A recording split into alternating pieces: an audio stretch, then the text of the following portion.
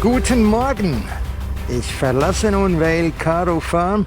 Ein hübscher Fleck eigentlich, aber ich war ganz alleine hier.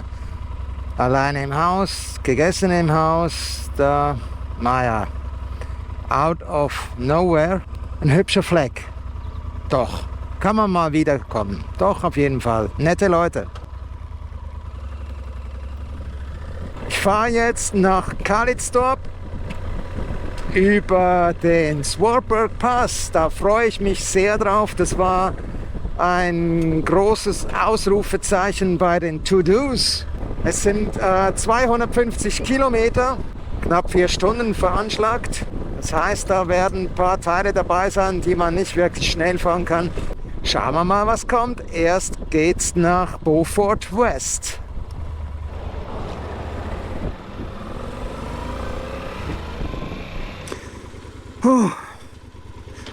Ich bin nun über 100 Kilometer mit Ausnahme von der Durchfahrt durch Beaufort West quasi geradeaus gefahren. Also sehr, sehr öde. Und jetzt geht's Richtung Prince Albert und von dort dann auf den Swartberg Pass.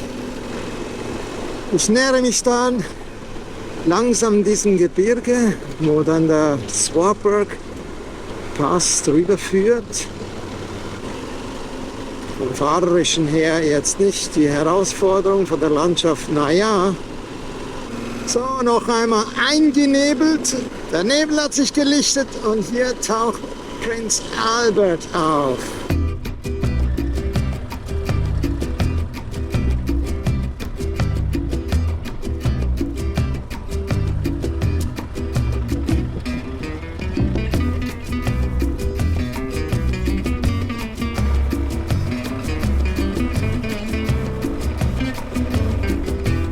Wow.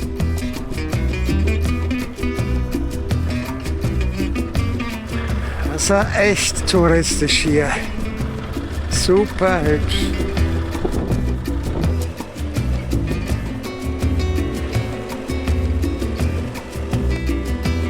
So, der große Swartberg Pass kann kommen. Ist jetzt noch asphaltiert. Ja, dann biegen wir doch mal ab. Da war jetzt Outhorn angeschrieben, da werde ich nicht hinfahren. Es gibt 2 hauptsächliche Abzweigungen. Die erste, die geht in die Hölle, nach die Hell. Da kann man hinfahren, ja. Werde ich nicht machen. Da müsste man übernachten. Da ist man so ziemlich wirklich weg von der Welt. Das ist eine, ich glaube, 60 oder 70 Kilometer lange Stichstraße. Aber dann ein bisschen weiter gibt es eine Abzweigung dann nach Kalidstorp. Und wie ich mir das so vorstelle, ist dann das auch ein großer Teil unbefestigt. Und erwischt, scheiße, oder nicht? Oh, oh, oh, armes Tier, es ist weitergerannt. Oh, das ist ja geil, also echt. Das ist ja echt der Hammer. Wow!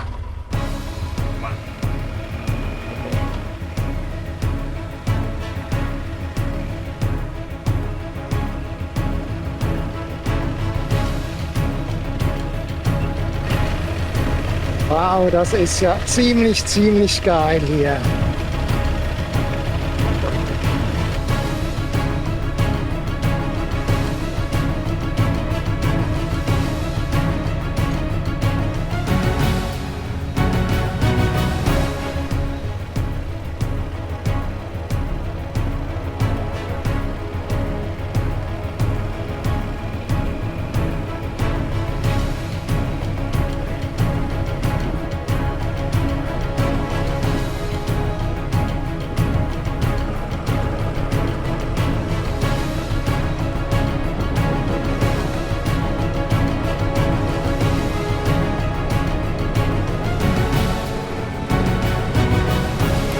Ich glaube, ich hatte Glück mit dem Drohnenfliegen da unten.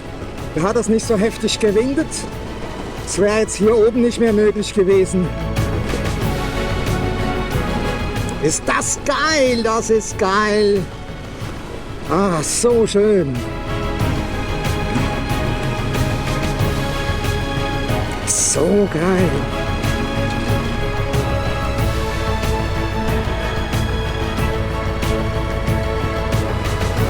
Dröwaterfall. Das ist wahrscheinlich ein trockener Wasserfall. Ich muss schon aufpassen, vom lauter rumgucken, dass ich noch ein bisschen aufs Fahren fokussiert bleibe. Aber ich bin sowas von begeistert. Das ist so geil. Das ist so geil.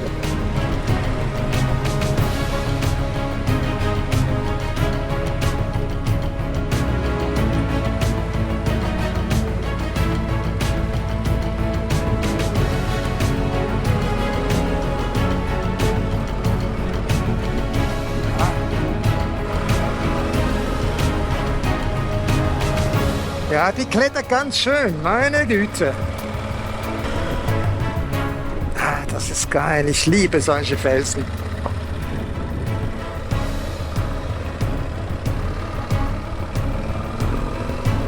Es ist schon wunderbar. Das Geile ist ja, es ist so ein schöner Pass, es ist Offroad und es ist... Da gab es 2, 3 raue Stellen, aber nicht wirklich. Also das ist echt, auch wahrscheinlich mit einer Harley fahrbar, denke ich mal.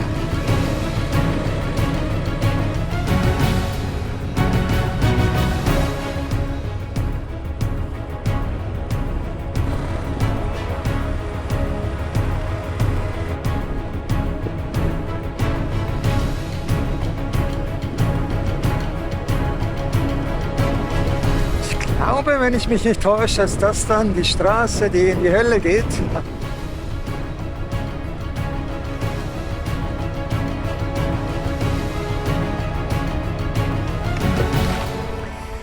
Hier der Abzweiger in die Hölle, Ramgasklov. Nächstes Mal vielleicht.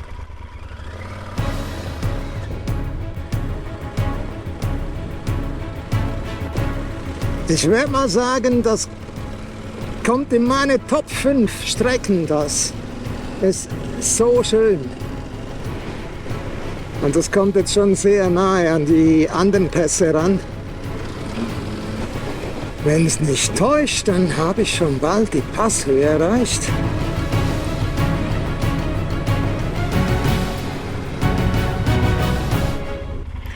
Schade wegen der Sicht. Ich schätze, ich werde dann das Tal hier unten nach rechts fahren. Das wird die Straße sein dann bis Kalitztorp.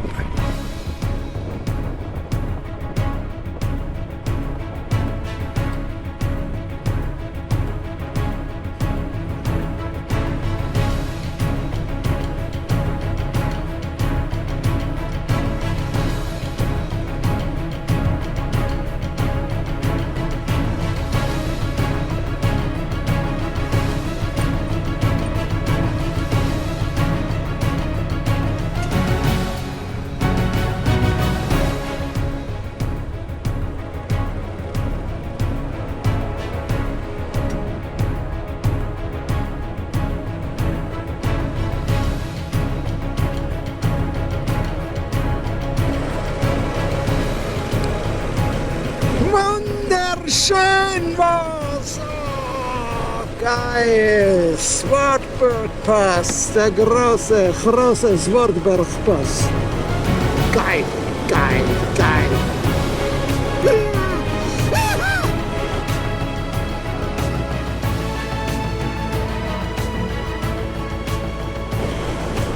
Schön war's, schön.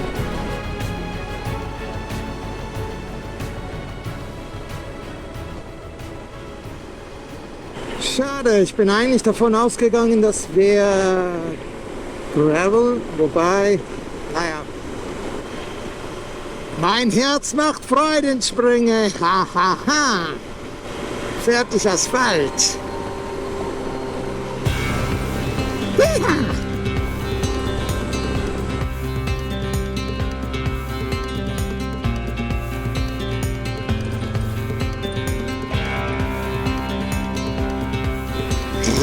Ein anderes Leben, wenn es ein bisschen bewegt im Gebälk. Vielleicht wundert sich der eine oder andere von euch, dass ich jetzt da eher die Kiesspur nehme, die dunklere. Aber es ist einfach so, da wo es glatt ist, dann sind die extrem gewellt und das schüttelt die Stroh durch, da ist keine Traktion. Deshalb ziehe ich dann lieber die Kiesspur vor.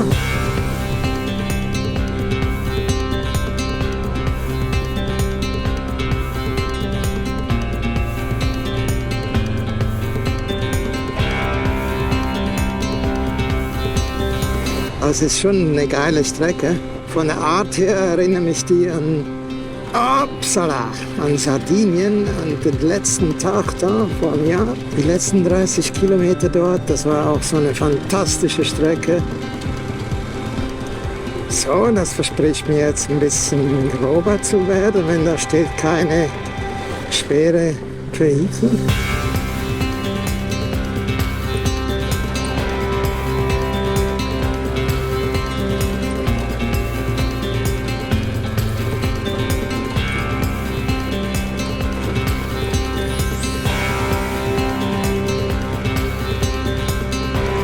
So wie erwartet, ein bisschen grober.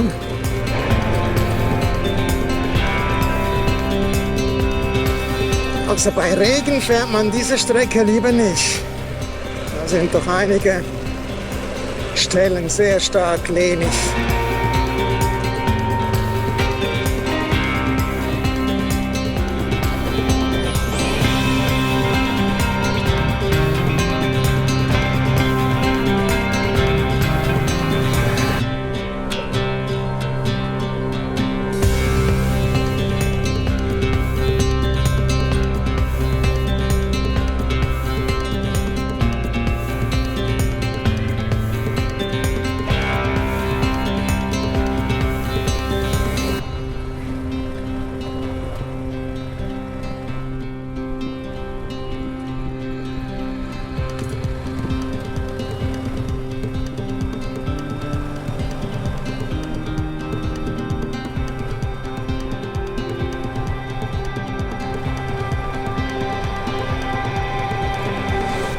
Es riecht hier unglaublich, ich kann es nicht sagen.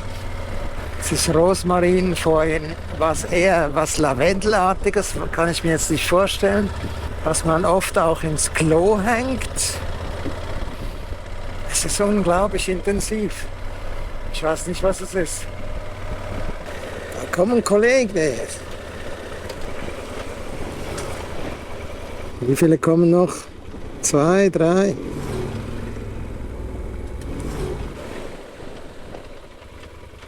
Na, wohin des Weges? Kleiner Kerl. Ja genau, mach dich ab ins Grüne. Gefährlich auf der Straße.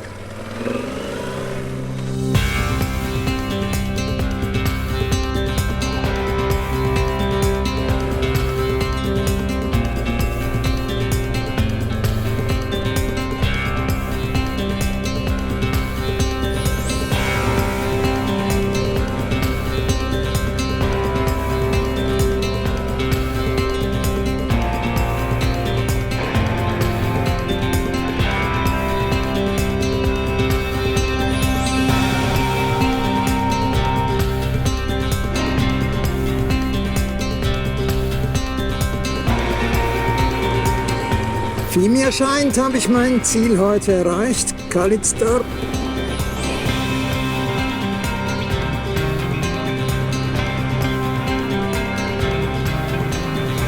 Da bin ich wieder an der Route 62, die habe ich doch vor ein paar Tagen schon etliche Kilometer drauf gefahren. Polizei hier, was ist denn hier los? Es ist Freitagabend oder sie warten alle auf Geld. Und ich habe mich verfahren. Eine zu früh rein.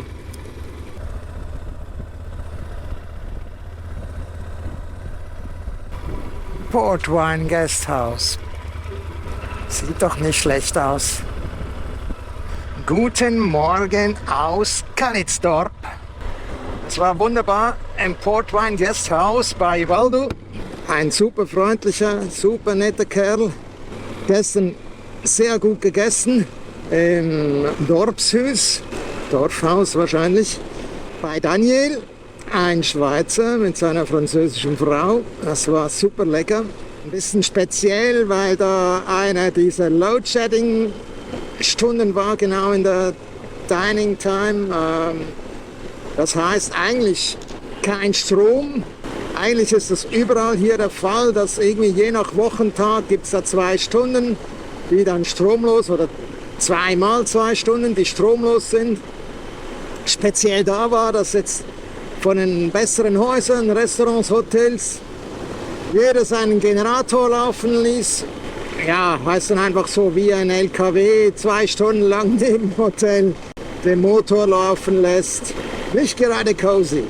Ich fahre jetzt Richtung Süden von Weixthorp. Weiter geht es dann eigentlich nach Berrydale. Ich werde dann einen Umweg von 100 Kilometer fahren.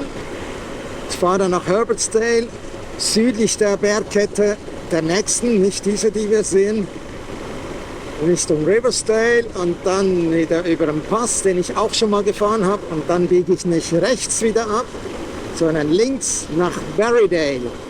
Das ist dann mein Ziel heute. So, 5 Kilometer ungefähr Asphalt und jetzt geht's rein ins Offroad-Abenteuer und davon wird es heute echt viel geben, glaube ich. Ja, ist nicht ganz mehr so aalglatt wie vorher. Ist ein schmaleres Sträßchen, was mir ja durchaus behagt. Ich frage mich, was dieses Zeichen soll, weil, ja, es ist unbefestigt. Hier haben wir dieses Ripio, diese Wellblechpisten. Aber wahrscheinlich soll das mir sagen, dass es hier noch ein bisschen ruppiger dann zu und her geht, die nächsten 12 Kilometer. Jedenfalls schmaler. Das wollte mir er sagen. Ja, okay. Nicht ganz ohne. Gut, habe ich mich nicht allzu warm angezogen heute Morgen. Es ist 23 Grad, also eigentlich perfekt. Aber es könnte sein, dass ich hier noch ein bisschen ins Schwitzen komme. Ja, etwa so. Okay.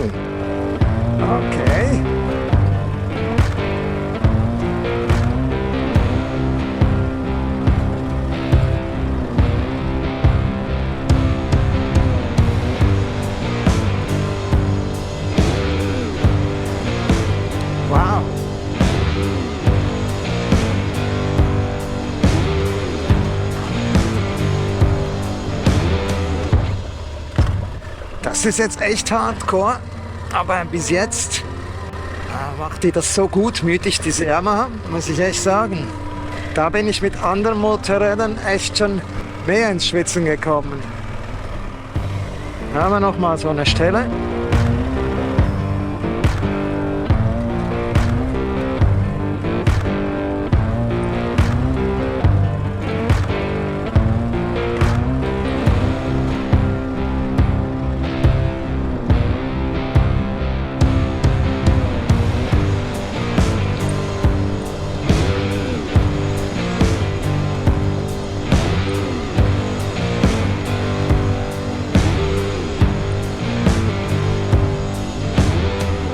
Das war jetzt ein ganzes Stück Arbeit. Ich möchte noch nichts verschreien. Ich habe das Gefühl, ich wäre langsam oben. Jetzt gerade ein bisschen lockeres Teilstück. Von weitem hat das eher lockerer ausgesehen. Das kann man schon nicht ohne hier. Jetzt komme ich doch ein bisschen ins Schnaufen. Ah, Sasa. Wow. Echte Absätze da mit dabei.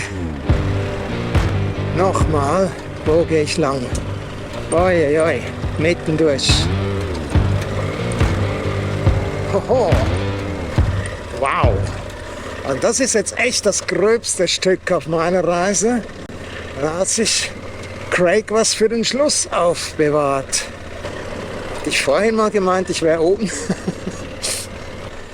Da habe ich jetzt aber eine halbe Stunde gebraucht ab Kalidstorp. Räuberpass. 800 Meter. Naja, er ist ja nicht super hoch.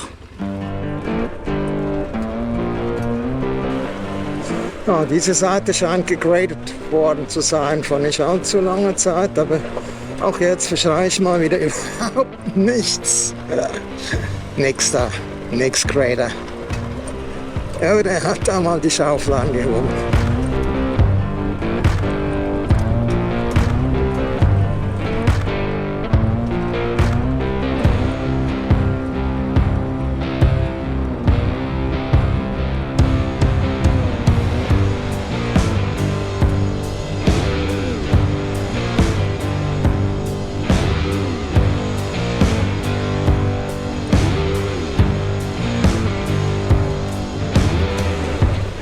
Räubergpass. Von der Natur her jetzt. Aber der Swartbergpass schon eine andere Kategorie. Aber dieser ist bestimmt eine andere Kategorie, wenn es um den Schwierigkeitsgrad geht.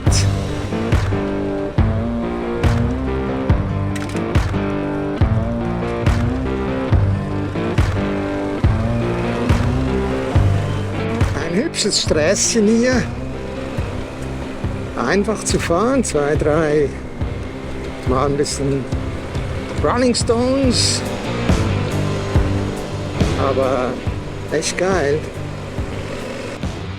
sehr geil.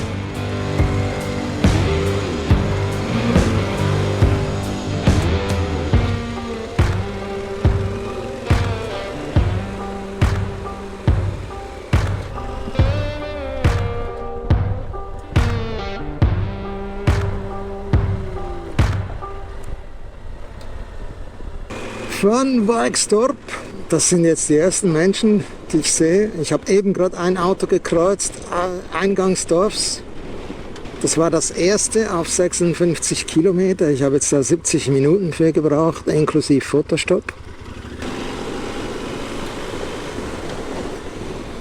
Ich bin jetzt wieder in eigener Verantwortung unterwegs. Ich bin nicht weiter rechts abgebogen Richtung Berrydale, also da wäre noch was davor. Sondern ich habe den Abzweiger links genommen, Richtung Herbertsdale. Und diese Straße geht dann da irgendwo durch den Canyon, so stelle ich mir das vor, durch diese Bergkette hindurch.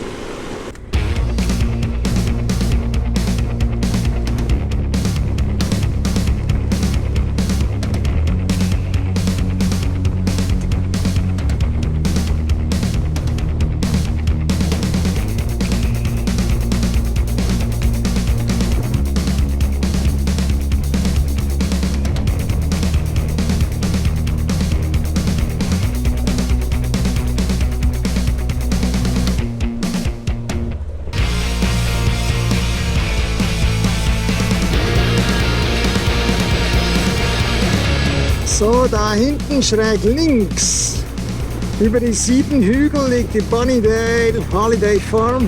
Da war ich vor einer Woche, ein traumhafter Ort. Ich fahre jetzt da nicht links weg, sondern durch dieses Tal Canyon nach Herbertsdale.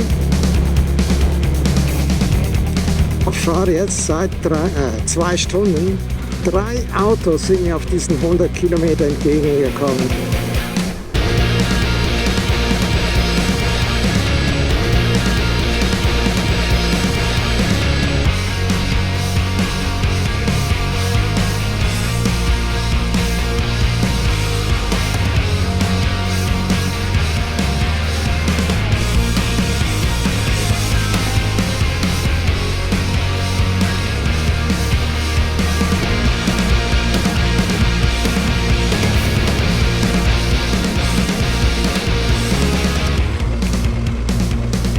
Ist nicht ganz so spektakulär, wie ich mir das erhofft habe, aber echt hübsch.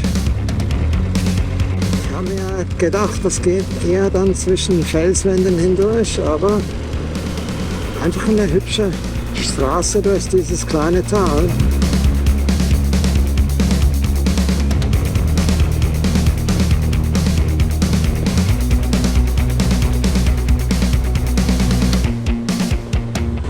Das sieht ja irre aus, diese Bäume. Wow, super schön. Schon sehr oft beim Fahren, das bewegte Bild fasziniert ganz anders als das stehende Bild. Weil es halt einfach im Kontrast ist zu dem, was gerade vorher war. Plötzlich so blühende Bäume, das sticht dann halt einfach viel mehr ins Auge. Die letzten 50 Kilometer für heute, alles Gravel, wahrscheinlich so schön schnell. Schauen wir mal, auf dieser Seite der Berge macht es mir eindeutig mehr Freude. Da ist, ist ein bisschen Fallwind noch. Ja, ein bisschen Seitenwind, es ist heftig. Super schwierig da in der schmalen Spur zu bleiben, je nach wie feucht er ist. Treibt es einem da in die Steine raus. Jetzt gerade windgeschützt bis zur nächsten Böe. Ah, genau. Wenn es sich dann auf solche Brocken treibt, dann ist nicht gut. Das war's jetzt schon wieder. Vergnügen kann man nicht sagen. Einfach nicht befestigt jetzt. Das waren, keine Ahnung, 35 Kilometer, der 50, 20 Minuten, 30 Mal. Einfach mit 100 drüber gefetzt. Praktisch ausnahmslos. Berrydale in Sicht. Irgendwo hier draußen außerhalb ist dann meine Blue Cow Farm. Blue Cow ist ja unübersehbar.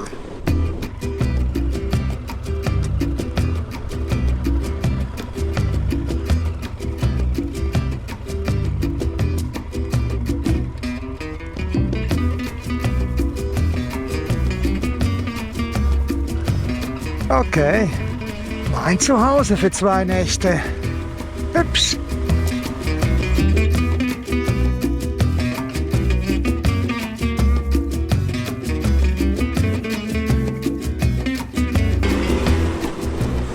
Guten Morgen aus Berrydale.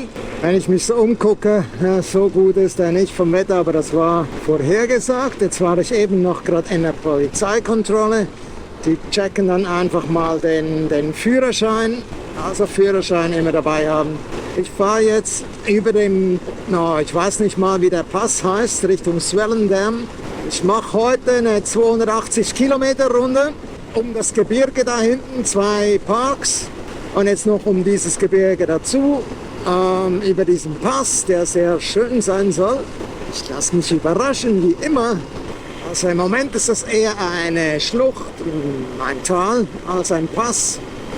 Vielleicht steigt das ja noch an, aber schön ist es auf jeden Fall. Es wäre es wert gewesen, dies bei schönerem Wetter zu fahren. Hübsch, hübsch, wie immer. Ich mag halt einfach felsige Landschaften, Canyons oder auch Berge.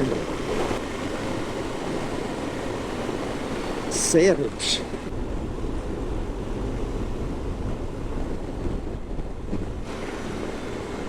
Eine hübsche Ecke, im wahrsten Sinn hier.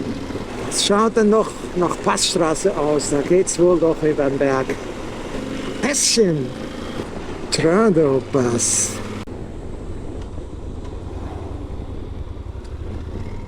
Ich bin jetzt Ausgang Swellendam und zum ersten Mal auf Gravel heute.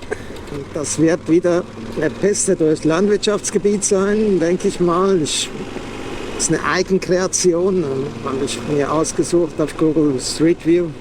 Aber das wird höchstwahrscheinlich so eine Piste zum Schnellfahren sein, gehe ich mal von aus. Was ja nicht per se schlecht ist, wenn die Landschaft was hergibt. Ist halt schon auch geil, so durch diese Felder zu brausen.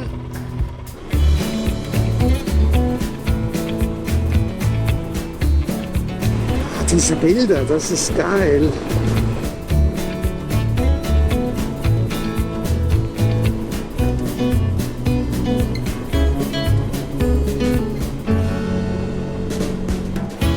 So schön, so geil. So geschwungene Straßen, Sträßchen, durch diese Landschaft. Ah, wunderschön.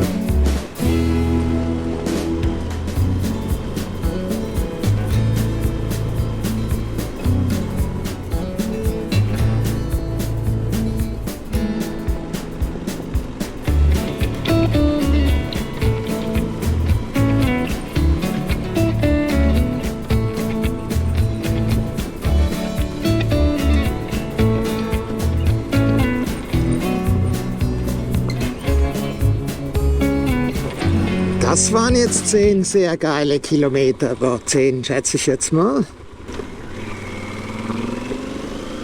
So, ich denke, es gibt jetzt ein größeres Stück Asphalt.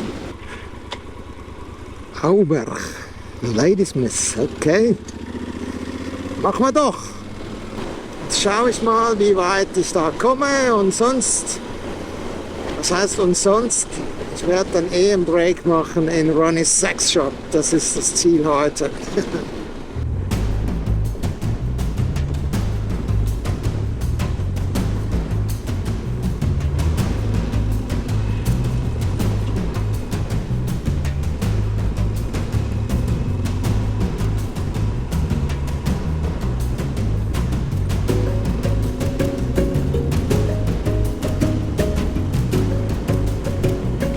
Die Straße wird nun ein bisschen enger hier, ein bisschen kurviger, aber immer noch sehr, sehr easy zu fahren. Eine Piste und schon ist wieder weiter. Da waren ein paar engere Kurven. Ich habe mir das ein bisschen anders vorgestellt, offen gesagt. Kurviger, enger, grober, aber es soll jetzt recht sein. Einfach sehr viele quasi Wasserpassagen, wenn da Wasser wäre. Ist keines, bin ich jetzt auch nicht böse. Aubergpass. So, hier ist der Aubergpass. Zum ersten Mal ein bisschen ausgewaschen. Nicht mehr ganz so Autobahn. Einfach so Stellen, wo das Wasser jeweils abläuft.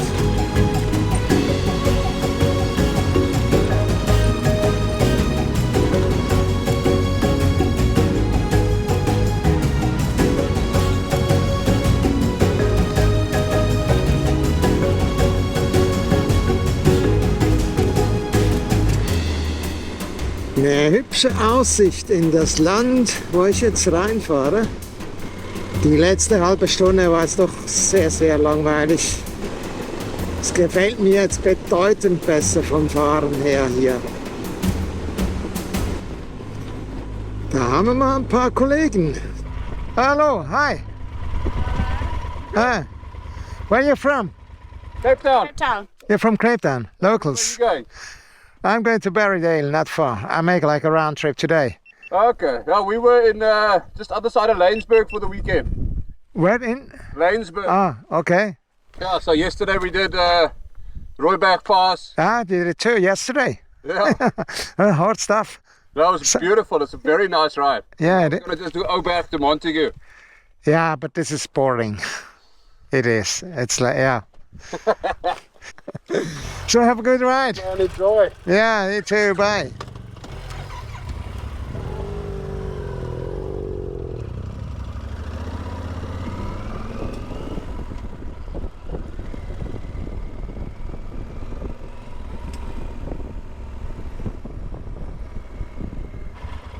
Der erste schöne Ausblick seit langem heute. Schade, schade. Der Aubergpass, der war jetzt echt langweilig. Jetzt hoffe ich, dass diese Ecke hier ein bisschen spannender wird dann. So was gefällt mir doch wieder viel. Eher ein paar Kurven in einem Tal, Bergflanke entlang, sieht man jetzt gerade nicht. Naja, vielleicht wussten die zwei Motorradfahrer deshalb nicht, da ich sagte, es wäre langweilig. Die wussten nicht, was noch vor ihnen liegt.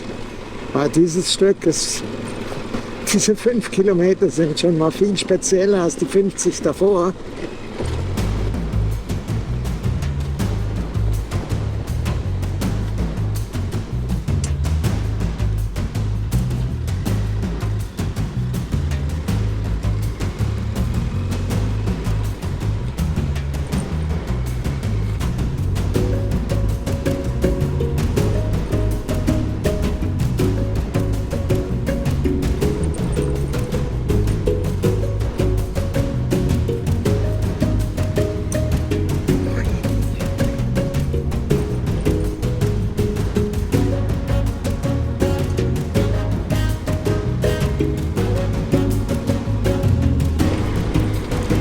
Ja, also diese Seite ist bedeutend anspruchsvoller.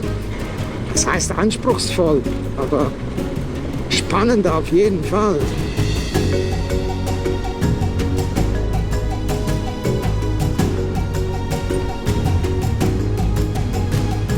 Es ist irgendwie völlig unerwartet, dass ich hier so in Canyons und Tälern rumfahre. Das habe ich von der Karte her, von der Route, die ich mir angeguckt habe.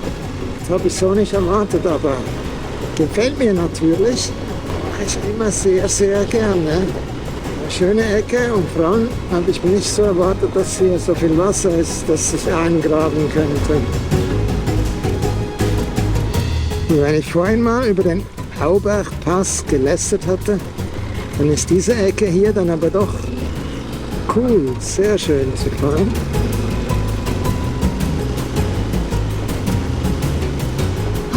Da hat sich der Tag ja doch gelohnt. Ich meine, das hatte sich schon vor dem Mittag da durch diese Landwirtschaftszone, diese geschlängelte Straße durch die Felder. War super. Und genau sowas mag ich halt auch.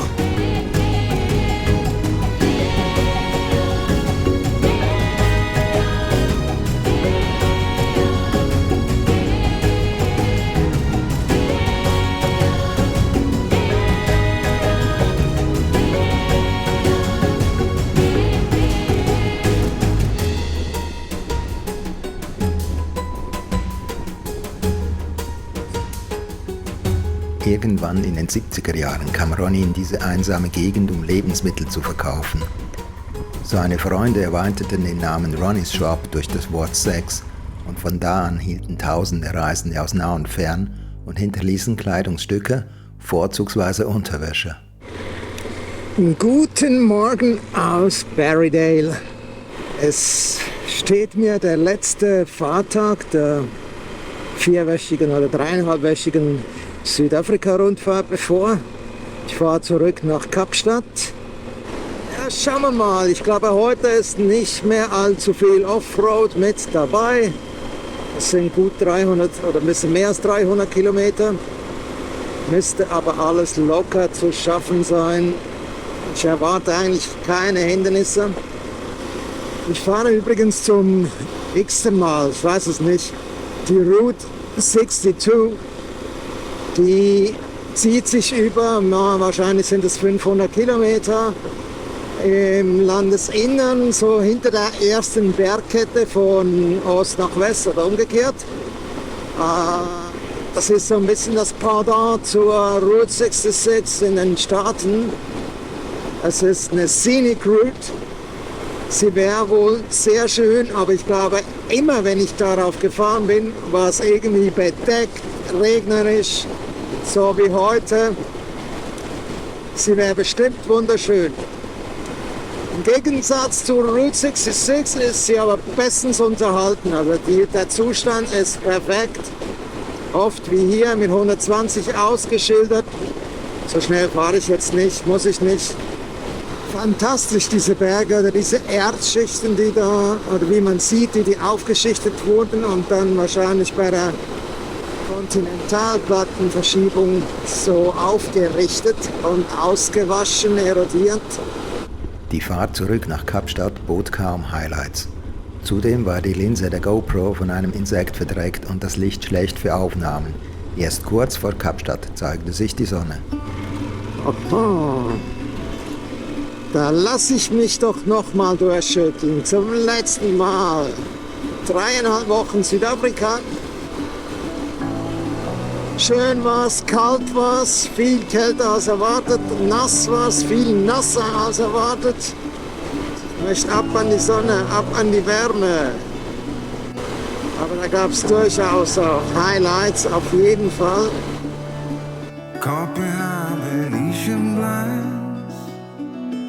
How to reach for the city lights. This ain't where I belong. Hey, look at me, man, what I've become. I've been running east, looking for a sunset, digging deep since 99. What I thought was gone was sitting in my pocket in plain sight all along. I think it's time for me to go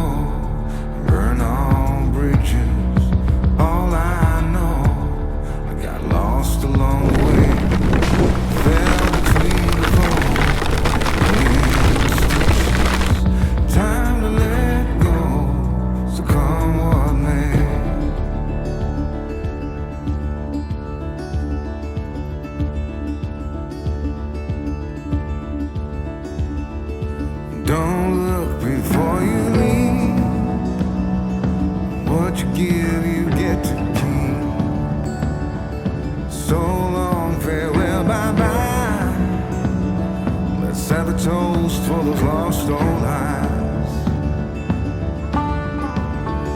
And my crooked little heart that seems so rebellious is falling apart right now. I'm bleeding an easy kill, gonna leave it all behind. I think it's time for me to go, burn all bridges. All I know, I got lost along the way, fell between the fold, pulling stitches. Time to let go, so come what may.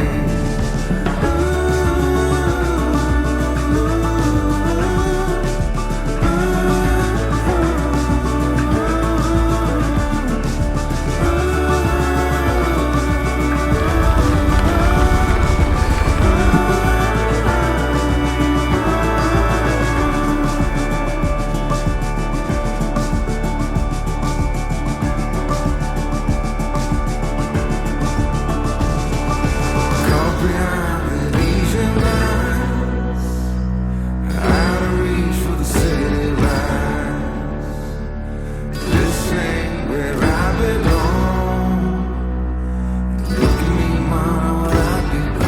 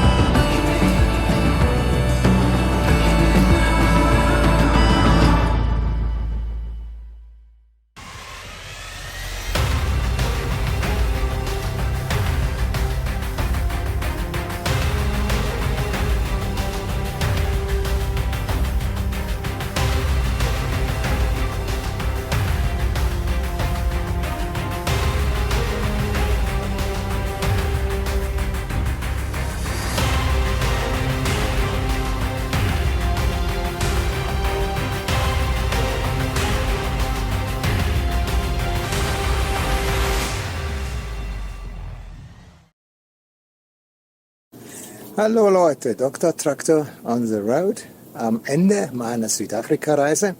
Ich werde jetzt gerade irgendwie von kleinen Viechern irgendwie gefressen, eingedeckt. Keine Ahnung, was das für Tiere sind. Es sind Millionen, es kommen immer mehr.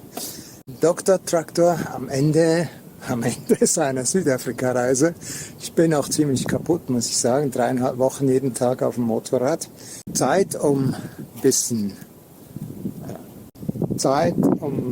kurz die letzten 3,5 Wochen die letzten 3 Wochen mal zu resümieren, Revue passieren zu lassen. Und die letzten Tage da, wo war ich da nochmal? Ich habe es